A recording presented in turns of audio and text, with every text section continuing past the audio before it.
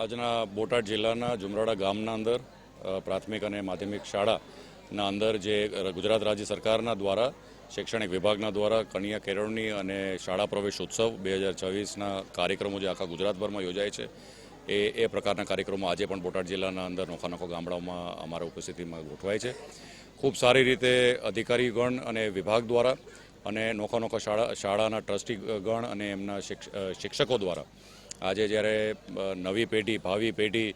પહેલાં પગથિયા એમના શૈક્ષણિક જિંદગીના ભરી રહ્યા છે ત્યારે એક ઉજવણીના ભાગરૂપે એમને શાળાના અંદર આપણે પ્રવેશ કરાવીએ છીએ અને ડ્રોપઆઉટ રેટ 0 રહીએ અને અમારા બધાએ ગ્રામ્ય વિસ્તારના બાળકો ભણી અને આગળ વધે, વિસ્તારનું ગામનું અને દેશનું નામ રોશન કરે અને ભારતના અંદર જે વિકાસ ગાથા થઈ રહી છે એમાં પોતાનું સ્થાન પણ પ્રાપ્ત કરે એ પ્રકારની યોજના પ્રમાણે આજના બધા કાર્યક્રમ આજે યોજવામાં આવે છે.